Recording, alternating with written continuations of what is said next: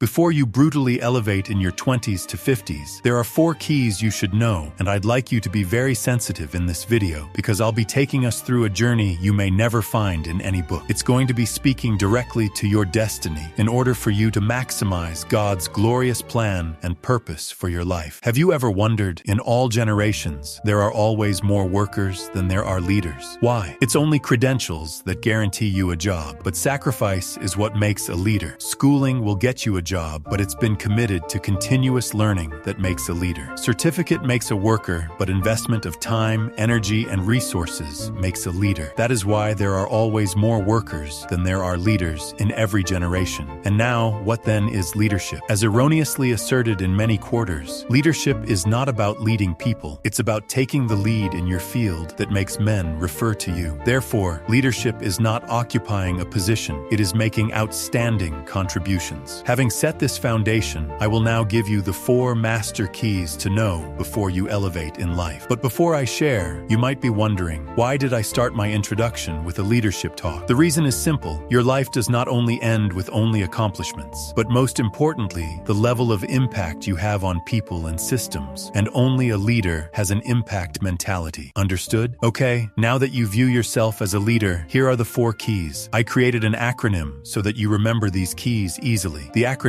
is VIDS. You see, a lot of people go through their life without ever knowing where they are going. They are just moving every waking morning to another job, and the following day, another job, another advert, another job while arriving nowhere. And that brings me to the first master key, vision. You are a creator of dignity. I know my plans for you, says God, the plans of welfare and not of evil, to give you a future and a hope. So it's important to settle down and discover your place in that master plan. It's a glorious plan. It's so important for each one of us to know you are not a creator of chance. You are a creature of destiny. There is something about your life that is awaiting your discovery. You need to know where you belong and abide there. Then knowing what it takes to get there is a greater task. That now takes me to the second key, information. Whereas vision is knowing where you are going, information is what you need to know to get there. Many know where they are going, but they don't know what it takes to get there. So they are always in the safe spot because they don't know what it takes to get there. No matter how costly a vehicle, it can never generate motion without fuel. Information is the fuel of every vision. Every vision that is void of information will culminate in frustrations. There's nothing more frustrating than knowing where you're going and not being able to get there. And I think the bankruptcy of many destinies is rooted in intellectual bankruptcy. Inability to be able to appraise the facts relating to the task that they are confronted with. It's one thing to know what it takes. It's another thing to be willing to pay the price. Seest thou a man that is diligent in his business? He shall stand before kings, he shall not stand before mean men.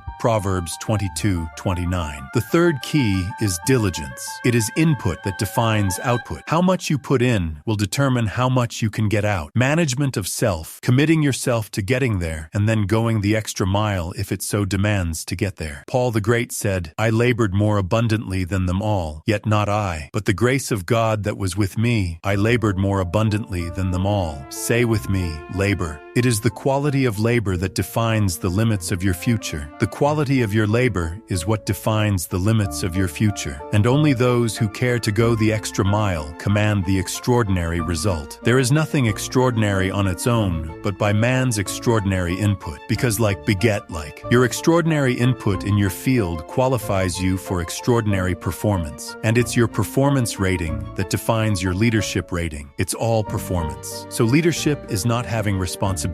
Leadership is in taking responsibility. When you fail at self-management, you never emerge a leader in any field. I hope we are having a very good classroom experience. Are we? You ought to know there's a lot inside you. Ecclesiastes chapter 10 and verse 5 to 18. They said there's an evil I've seen under the sun as an arrow that proceeds from the king. I've seen fools set in high places and the rich seat in low places. I've seen servants riding on horses and princes walking on foot as servants. The fourth key before you elevate is sacrifice. People are not determined to sacrifice to secure your elevation in destiny. They don't want to sacrifice their hot dogs to buy a book that will help them. You know why you have a lot of divorces? People are so ignorant about marriage. There are many married people here who have never read any book in their life on marriage. Neither have they sat in any marriage marriage seminar in their life. So husband and wife, the next thing goes haywire. It's goodbye, goodbye. I'm not doing it again yet. They don't know anything about it before they got married. There are people who have never read anything on child raising. They're just producing children. They have never read anything. You see, you can never be a leader in anything you are not willing to learn. In fact, it's your sacrifice to learning that brings out the leader in you in that field, okay? How many understand what leadership is now? Type down below, and how many are willing to pay the price? Can you imagine if we can have in this place 1,000 leaders in their various fields, what that will mean to the world? What that will mean to the nations where you have come from? It will mean heaven on earth. Imagine that we now have 2,000 people who are willing to listen to this treasure and secure their future. You can't therefore wish for leadership. You work at leadership. And by the way, this was the anointed, and if you got something out of this, that is my reward. Tell me what you got down below and give me a like. I'll see you in the next video, bud.